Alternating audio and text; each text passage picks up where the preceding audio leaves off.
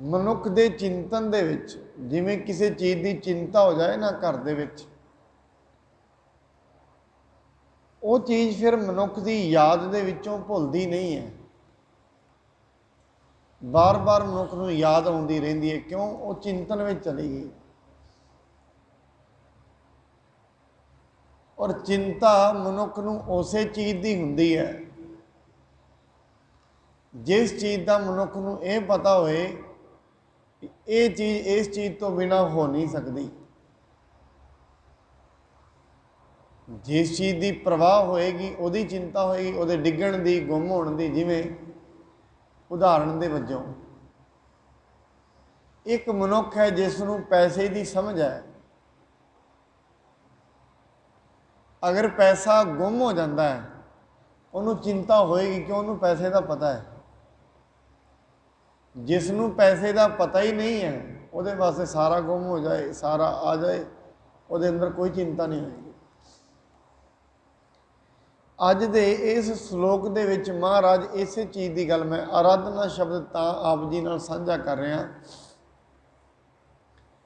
ਕਿਉਂਕਿ ਮਹਾਰਾਜ ਬਾਣੀ ਵਿੱਚ ਵੀ ਕਹਿੰਦੇ ਨੇ, ਜੈਸੀ ਅਸੀਂ ਆਰਾਧਨਾ ਕਰਦੇ ਹਾਂ ਵੈਸੇ ਹੀ ਰੋਜ਼ ਰੋਜ਼ ਬਣਦੇ ਜਾਂਦੇ ਆ।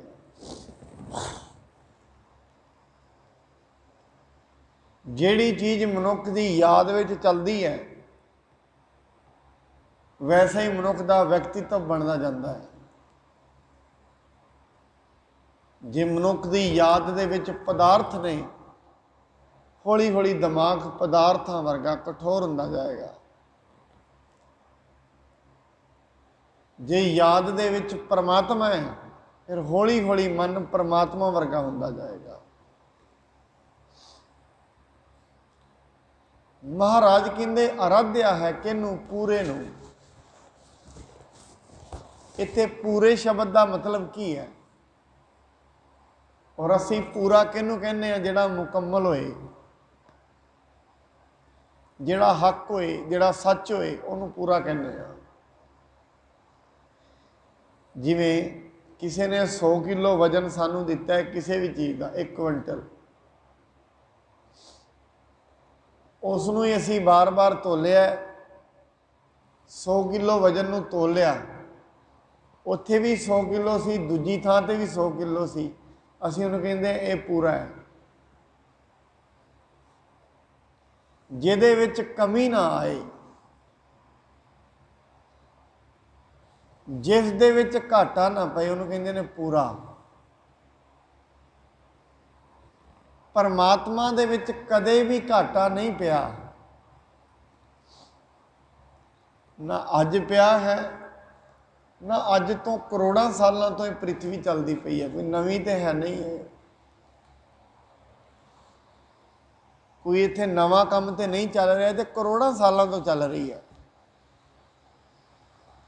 ਜਦੋਂ ਦੀ ਪ੍ਰਿਥਵੀ ਚੱਲ ਰਹੀ ਹੈ ਉਦੋਂ ਦਾ ਹੀ ਪਰਮਾਤਮਾ ਹੈ, ਜਦੋਂ ਦੀ ਹੈ। ਹੋ ਸਕਦਾ ਹੈ ਬਾਣੀ ਇਹ ਕਹਿੰਦੀ ਹੈ ਪ੍ਰਿਥਵੀ ਤੇ ਉਦੋਂ ਨਹੀਂ ਸੀ, ਪਰਮਾਤਮਾ ਹੈ ਸੀ।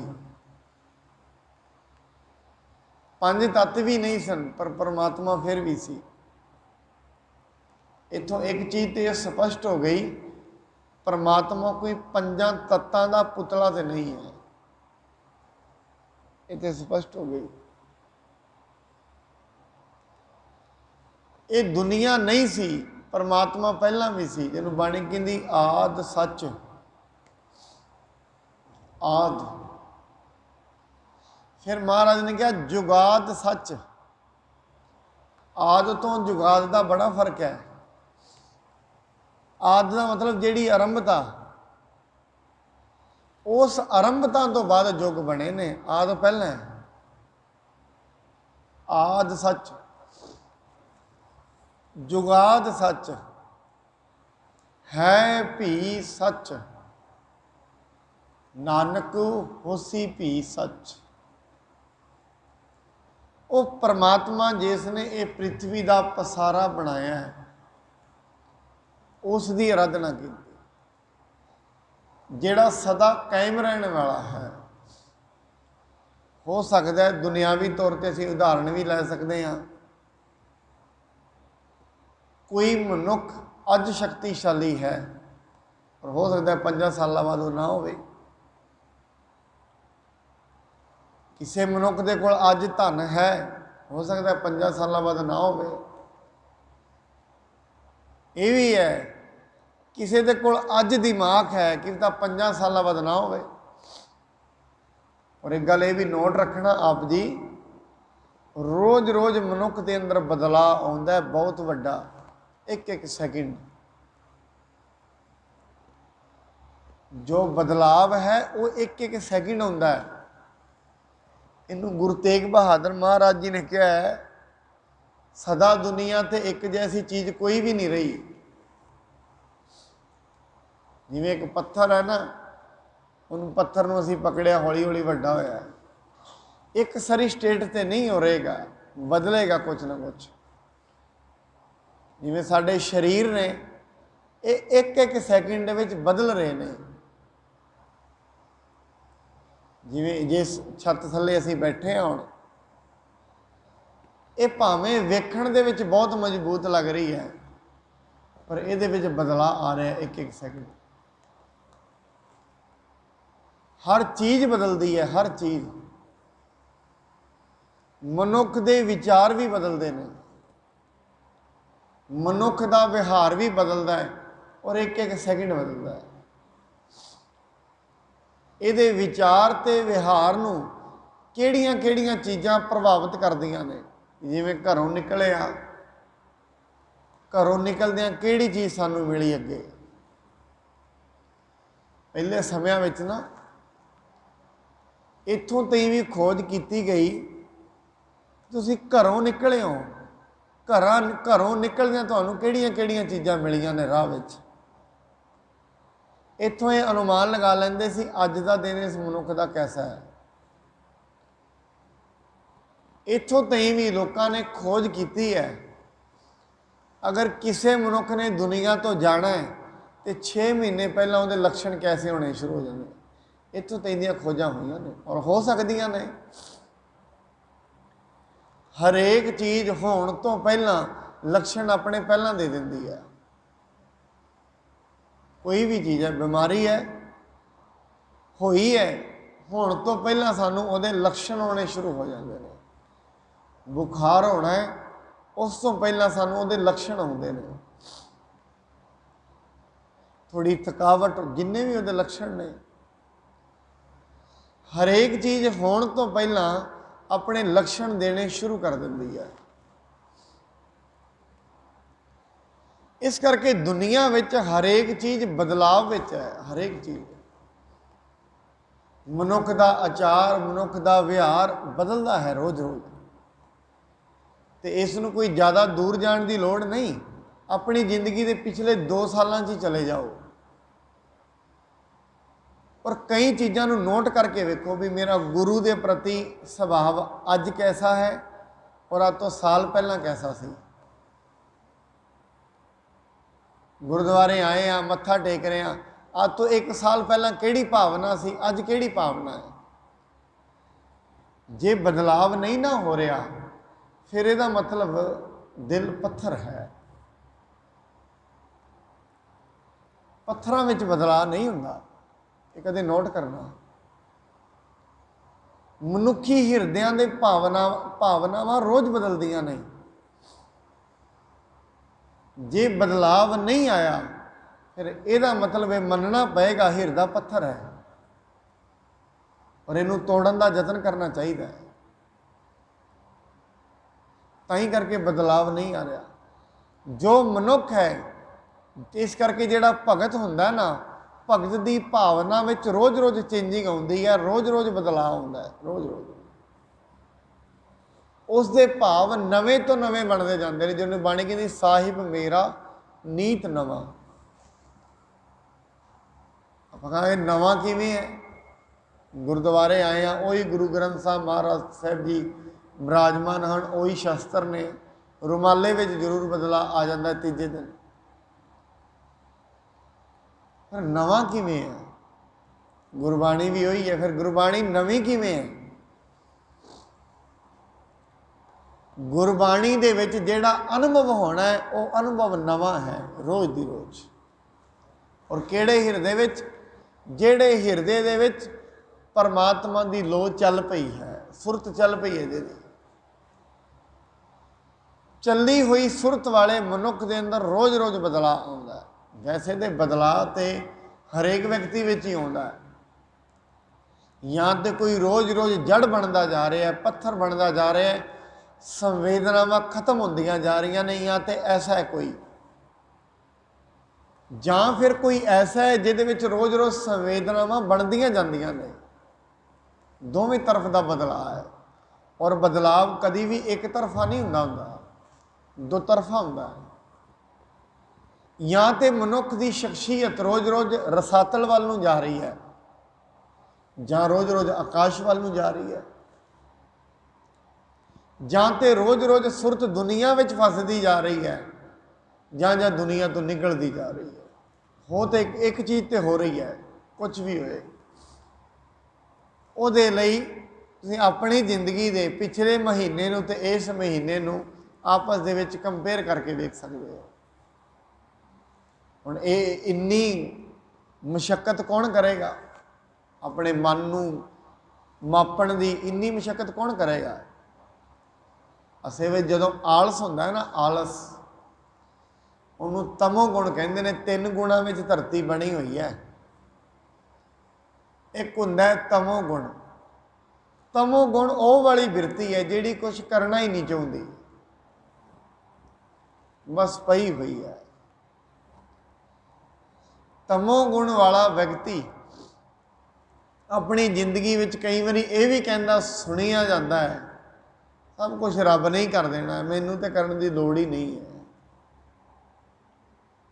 ਅਸਲ ਦੇ ਵਿੱਚ ਦਿਲ ਉਹਦਾ ਕਰ ਨਹੀਂ ਰਿਹਾ ਕੰਮ ਕਰਨ ਨੂੰ, ਨਾਮ ਪਰਮਾਤਮਾ ਦਾ ਆ ਜਾਂਦਾ। ਇੱਕ ਦੂਜਾ ਹੁੰਦਾ ਜਿਹਨੂੰ ਆਪਾਂ ਕਹਿੰਦੇ ਹਾਂ ਰਜੋ ਗੁਣ।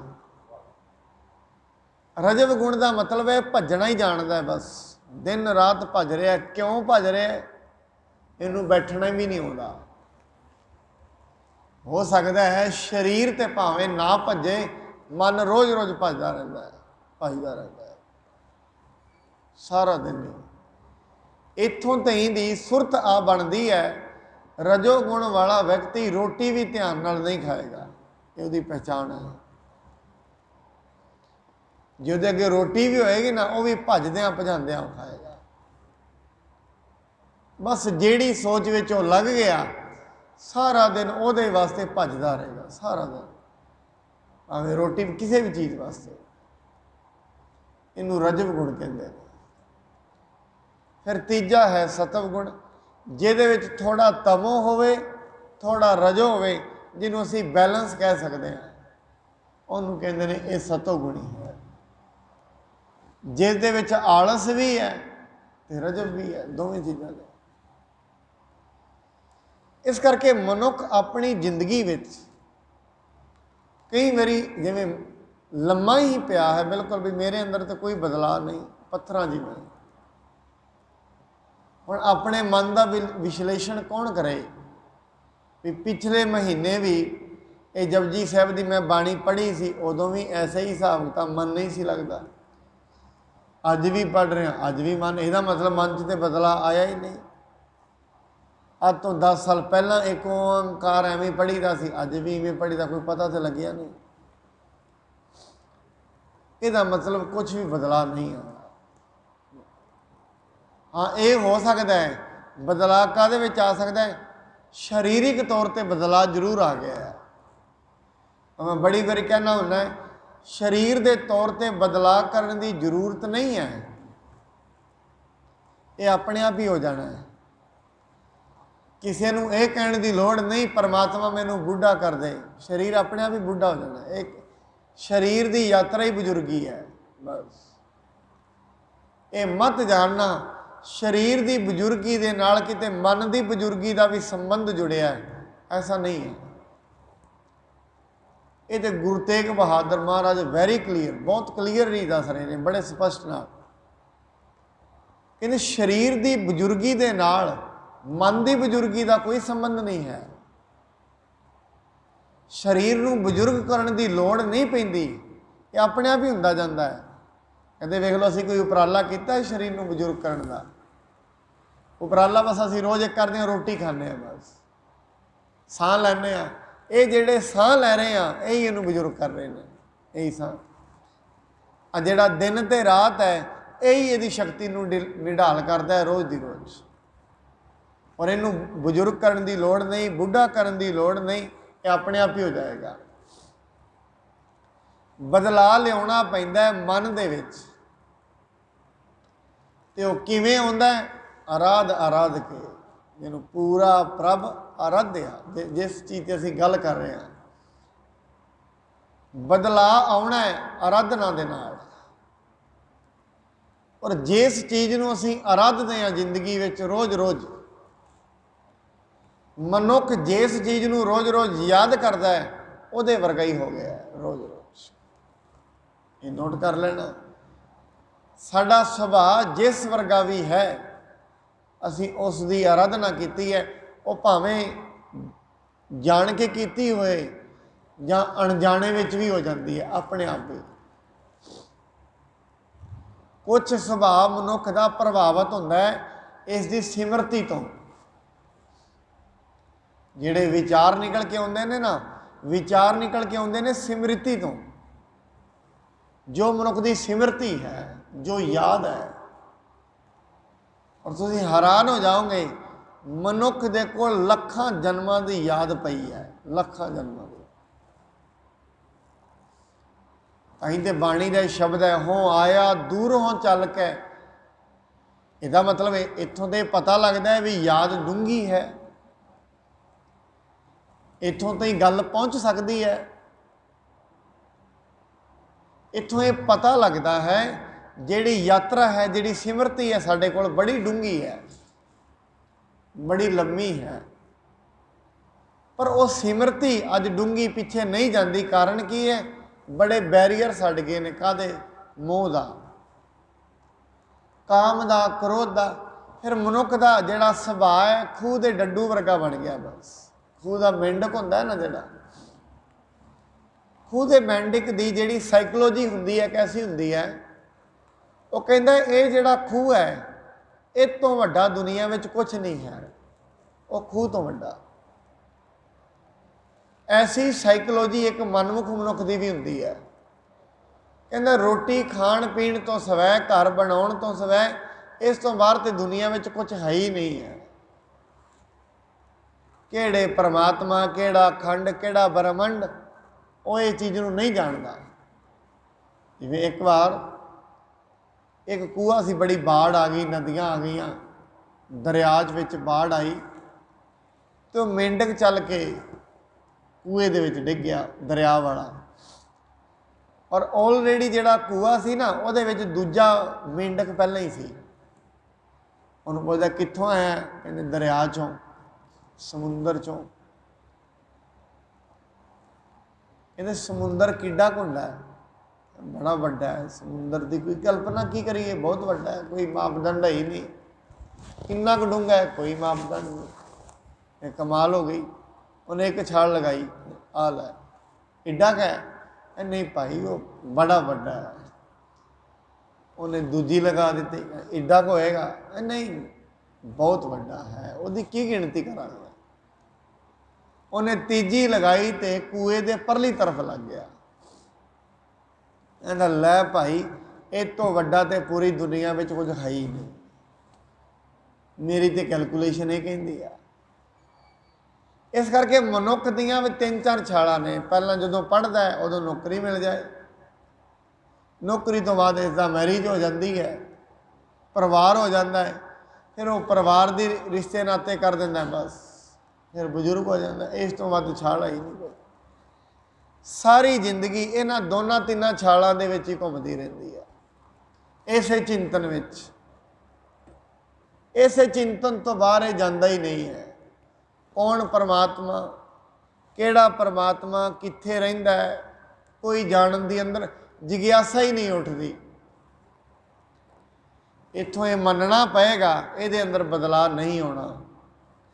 ये सगों जैसा आया वैसा तो नहीं जाएगा, सगों थोड़ा मैला होके जाएगा। भी भाव अगले बारी फिर इस जूनी जा ही ना सके, ऐसा होके जाएगा।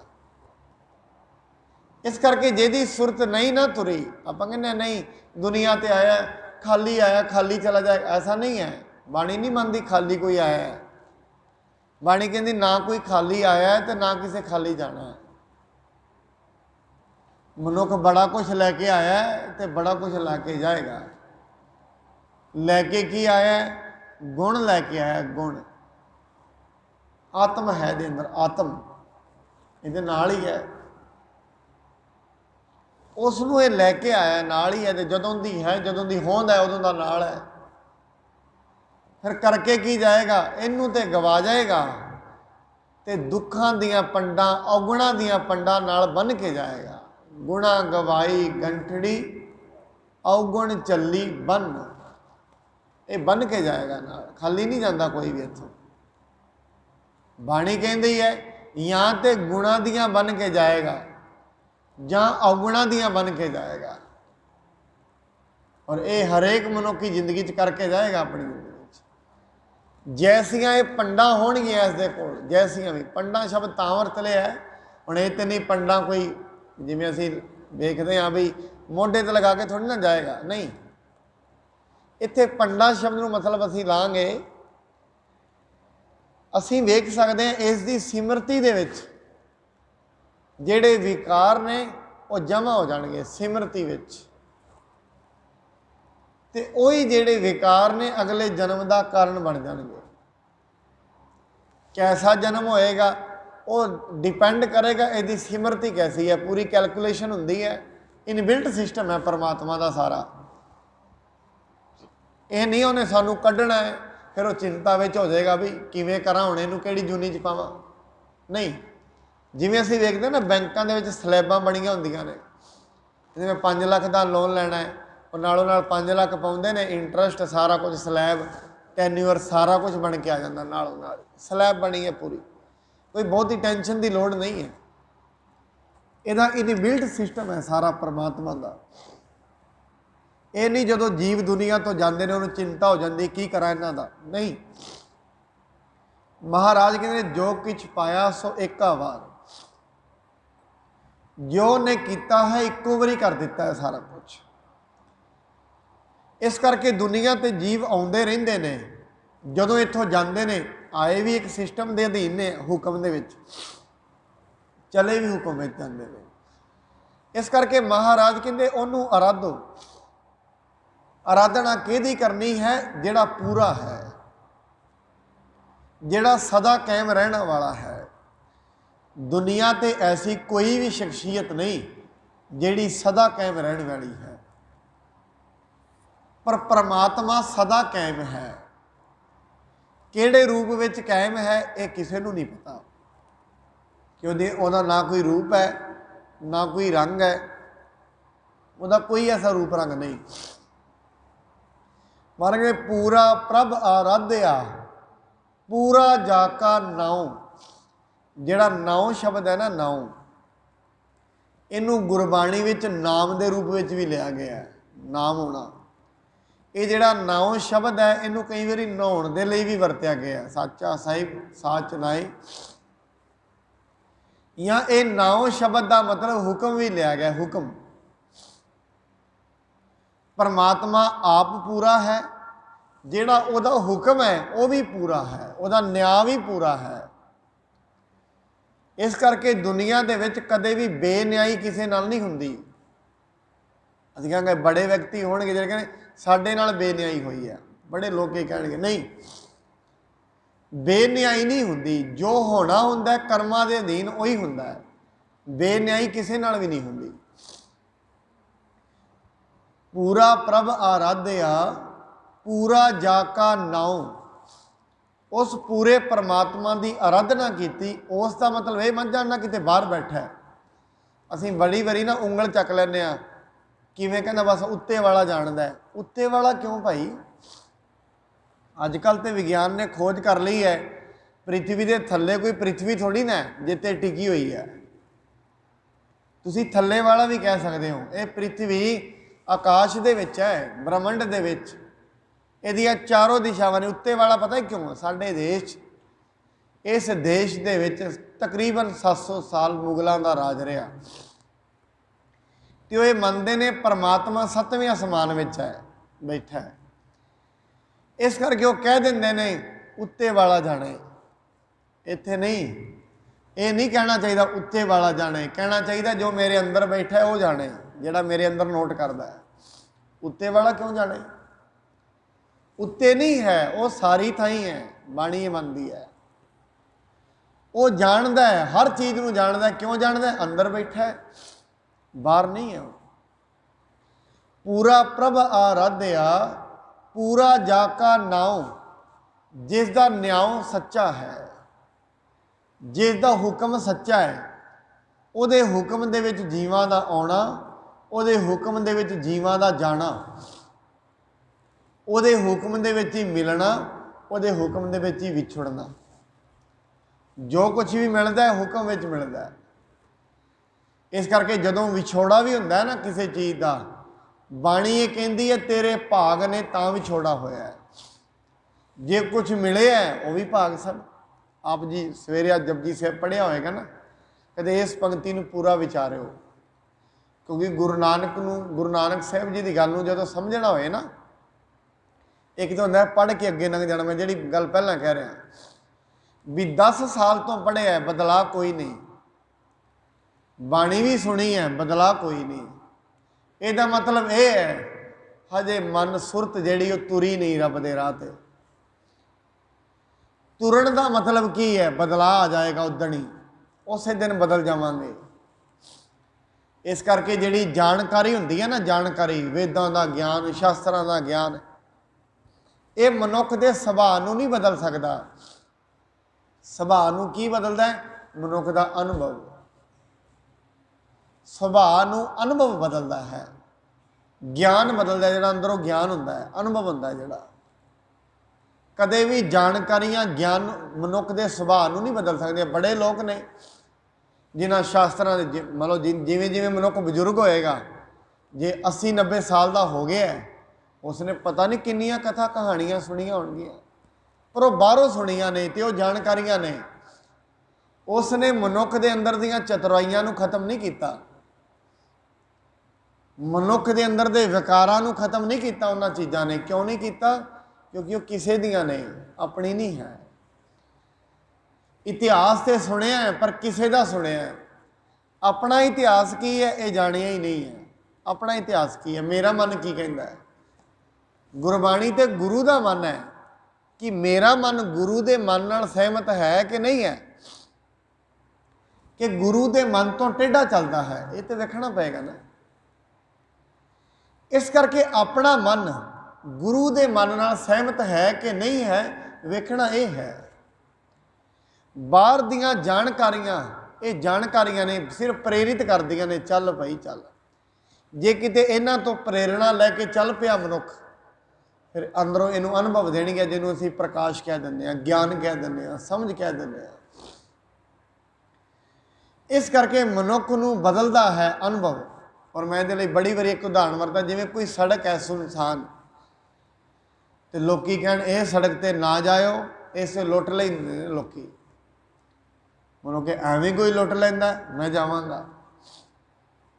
हुण जानकारी उहदे कोल सी, ना जाई, चला गया। जिवें गया उन्होंने लुट लिया, हुण उन्होंने अनुभव हो गया। हुण कोई धक्के नाल भी खड़ेगा तो उधर नहीं जाएगा। क्यों? जानकारी ने उन्होंने नहीं ढाया, अनुभव ने ढा दिता। पता लग गया जान का खतरा है। एवें जिंदगी दे विच कोई ऐसा कर्म होए, कोई मनुख कोई जहर नूं पी लैंदा है, एक बारी पींदा है, जो उन्होंने महसूस हो जाए ना मैं तो मर ही जाना सी, दूजी बारी नहीं। हुण उन्होंने शुरू तो सुनिया ही सी। जिहड़ी चीज़ का मनुख नूं अनुभव हो गया, जिवें व्यापार करते ना लोग दुकानां ते, पता लग जाए भी इस चीज़ में नुकसान है। पहला तो सुनिया ही सी लोगों को भी आह चीज़ ना खरीदियो, ये नुकसान है, खरीद लई, खरीद के नुकसान हो गया, हुण दूजी बारी नहीं खरीदेगा। क्यों? अपना अनुभव हो गया, हुण नहीं खरीदेगा। इस करके जदों तई अपना अनुभव नहीं हुंदा, उदों तई बदलाव नहीं आउंदा हुंदा। इस करके मनुख जैसा 20 साल की उम्र दे विच जैसी काम करता सी, हो सकता है अज भी उस करता है। ਪਹਿਲਾਂ ਜਿਹੋ ਜਿਹਾ ਦਿਮਾਗ ਸੀ ਅੱਜ ਵੀ ਉਹੋ ਜਿਹਾ, ਜੈਸਾ ਮਨ ਪਹਿਲਾਂ ਸੀ ਅੱਜ ਵੀ ਉਹੋ ਜਿਹਾ, ਬਦਲਾਅ ਕੋਈ ਵੀ ਨਹੀਂ। ਕਿਉਂ ਨਹੀਂ ਬਦਲਾ? ਕਿਉਂਕਿ ਧਰਮ ਖੇਡ ਬਣਦਾ ਜਾਂਦਾ ਹੈ। ਮਨੁੱਖ ਦੇ ਲਈ ਧਰਮ ਇੱਕ ਪਰੰਪਰਾ ਬਣ ਜਾਂਦੀ ਹੈ, ਬਸ ਪਰੰਪਰਾ ਤੋਂ ਵੱਧ ਕੁਝ ਵੀ ਨਹੀਂ। ਕਿ ਜਿਵੇਂ ਅਸੀਂ ਵੇਖਦੇ ਹਾਂ ਨਾ, ਇੱਕ ਪਰੰਪਰਾ ਹੁੰਦੀ ਹੈ ਜਿਹਨੂੰ ਅਸੀਂ ਕਹਿੰਦੇ ਨੇ ਰਾਜ ਸਭਾ ਦੇ ਵਿੱਚ, ਲੋਕ ਸਭਾਵਾਂ ਵਿੱਚ ਇੱਕ ਪਰੰਪਰਾਵਾਂ ਹੁੰਦੀਆਂ ਨੇ। ਇਸ ਕਰਕੇ ਮੱਥਾ ਟੇਕਣਾ, ਬਾਣੀ ਪੜ੍ਹਨੀ ਇੱਕ ਪਰੰਪਰਾ ਬਣ ਜਾਏ ਨਾ ਜਦੋਂ, ਉਦੋਂ ਫਿਰ ਗੁਰੂ ਤੇ ਚੇਲੇ ਦਾ ਰਿਲੇਸ਼ਨ ਖਤਮ ਹੋ ਜਾਂਦਾ ਹੈ। ਬਾਣੀ ਕੋਈ ਪਰੰਪਰਾ ਨਹੀਂ ਹੈ, ਬਾਣੀ ਇੱਕ ਮਨੁੱਖ ਦੇ ਲਈ ਗਿਆਨ ਹੈ, ਇੱਕ ਸਮਝ ਹੈ। ਜਦੋਂ ਤਾਈਂ ਉਸ ਸਮਝ ਤੇ ਮਨੁੱਖ ਤੁਰੇਗਾ ਨਹੀਂ, ਬਦਲਾਵ ਆਵੇਗਾ ਨਹੀਂ। ਮਹਾਰਾਜ ਜੀ ਪੂਰਾ ਪ੍ਰਭ ਆਰਾਧਿਆ, ਪੂਰਾ ਜਾ ਕਾ ਨਾਉ, ਜਿਸ ਦਾ ਨਿਆਂ ਸਦਾ ਹੀ ਸੱਚਾ ਹੈ। ਔਰ ਵੇਖ ਲਓ, ਅੱਜ ਤੋਂ ਕਰੋੜਾਂ ਸਾਲ ਪਹਿਲਾਂ, ਹਜ਼ਾਰਾਂ ਸਾਲ ਪਹਿਲਾਂ ਵੀ ਪਰਮਾਤਮਾ ਭਗਤਾਂ ਦੀ ਰਾਖੀ ਕਰਦਾ ਸੀ, ਅੱਜ ਵੀ ਕਰਦਾ ਹੈ। ਨਿਆਂ ਸੱਚਾ ਹੈ। ਅੱਜ ਤੋਂ ਕਰੋੜਾਂ ਸਾਲ ਪਹਿਲਾਂ ਵੀ ਹੰਕਾਰੀ ਮਨੁੱਖਾਂ ਨੂੰ ਦੰਡ ਮਿਲਦਾ ਸੀ, ਅੱਜ ਵੀ ਮਿਲਦਾ ਹੈ। ਅੱਜ ਤੋਂ ਹਜ਼ਾਰਾਂ ਸਾਲ ਪਹਿਲਾਂ ਵੀ ਲੋਭੀ ਪਰੇਸ਼ਾਨ ਸਨ, ਅੱਜ ਵੀ ਪਰੇਸ਼ਾਨ ਨੇ। ਵਿਧਾਨ ਵਿੱਚ ਕੋਈ ਬਦਲਾਅ ਨਹੀਂ ਆਇਆ, ਮਨੁੱਖਾਂ ਵਿੱਚ ਬਦਲਾਅ ਆ ਗਿਆ ਹੈ। ਰੱਬ ਵਿੱਚ ਕੋਈ ਬਦਲਾਅ, ਰੱਬ ਸਮੇਂ ਨਾਲ ਜਿਹੜਾ ਬਦਲ ਜਾਏ ਉਹ ਰੱਬ ਥੋੜ੍ਹੀ ਨਾ ਹੋ ਸਕਦਾ। ਜਿਹੜੀ ਚੀਜ਼ ਵਿੱਚ ਬਦਲਾਅ ਆ ਜਾਏ ਨਾ, ਉਹ ਸੱਚ ਨਹੀਂ ਹੁੰਦੀ। ਪਰਮਾਤਮਾ ਸੱਚ ਕਿਉਂ ਹੈ? ਕਿਉਂਕਿ ਉਹਦੇ ਵਿੱਚ ਬਦਲਾਅ ਹੀ ਨਹੀਂ ਹੈ। ਇਸ ਕਰਕੇ ਮਹਾਰਾਜ ਕਹਿੰਦੇ ਨੇ ਪੂਰਾ ਪ੍ਰਭ ਆਰਾਧਿਆ, ਪੂਰਾ ਜਾ ਕਾ ਨਾਉ, ਨਾਨਕ ਪੂਰਾ ਪਾਇਆ, ਪੂਰੇ ਕੇ ਗੁਣ ਗਾਉ। ਫਿਰ ਉਸ ਪੂਰੇ ਪਰਮਾਤਮਾ ਨੂੰ ਪ੍ਰਾਪਤ ਕਰ ਲਿਆ, ਪਾਇਆ। ਹੁਣ ਪਾਉਣ ਦਾ ਮਤਲਬ ਇਹ ਨਹੀਂ ਕਿਤੇ ਹੱਥ ਦੇ ਵਿੱਚ ਮਿਲ ਜਾਏਗਾ, ਇਹ ਨਾ ਸਮਝਣਾ। ਕਈ ਵਾਰੀ ਅਸੀਂ ਸੋਚਦੇ ਹਾਂ ਵੀ ਉਹਦਾ ਪਾਉਣਾ ਕੀ ਹੈ। ਜਿਵੇਂ ਟੀਵੀਆਂ ਦੇ ਵਿੱਚ ਕੋਈ ਪਹਿਲਾਂ ਬੰਦਗੀ ਕਰਦਾ ਹੁੰਦਾ ਸੀ ਨਾ, ਤੇ ਕਈ ਵਾਰੀ ਕਿਸੇ ਦੇਵਤੇ ਨੇ ਪ੍ਰਗਟ ਹੋ ਜਾਣਾ, ਕਹਿੰਦੇ ਲੋ ਮੈਂ ਉਹਨੂੰ ਪਾ ਲਿਆ। ਐਸਾ ਨਹੀਂ ਹੈ ਪਰਮਾਤਮਾ ਦਾ ਕੰਮ। ਉਹਨੂੰ ਪਾਉਣ ਦਾ ਮਤਲਬ ਸੁਰਤ ਨੇ ਉਹਨੂੰ ਅਨੁਭਵ ਕਰ ਲੈਣਾ, ਇਹ ਹੈ ਉਹਦਾ ਪਾਉਣਾ। ਉਹਦਾ ਪਾਉਣਾ ਕੋਈ ਸਰੀਰਕ ਨਹੀਂ ਹੈ ਵੀ ਹੱਥਾਂ ਦੇ ਨਾਲ ਉਹਨੂੰ ਪਾ ਲਵਾਂਗੇ। ਜਿਵੇਂ ਅਸੀਂ ਚੀਜ਼ਾਂ ਪਾ ਲੈਂਦੇ ਹਾਂ, ਜਿਵੇਂ ਅਸੀਂ ਲੱਭ ਲੈਂਦੇ ਹਾਂ, ਪਾਇਆ ਦਾ ਮਤਲਬ ਲੱਭਣਾ। ਆਪਾਂ ਆਪਣਾ ਹਰਿਆਣਵੀ ਦੇ ਵਿੱਚ ਸ਼ਬਦ ਹੈ ਪਾਇਆ, ਪਾ ਲਿਆ, ਭਾਵ ਉਹਨੂੰ ਪੂਰੇ ਨੂੰ ਲੱਭ ਲਿਆ। ਕਿੱਥੇ? ਮਤਲਬ ਪਾਇਆ ਹੈ, ਉਹਨੂੰ ਗਵਾਚ ਗਿਆ ਸੀ, ਲੱਭ ਲਿਆ ਬਸ। ਉਹ ਪਾਇਆ ਹੈ, ਉਹਨੂੰ ਯਾਦ ਕਰ ਲਿਆ।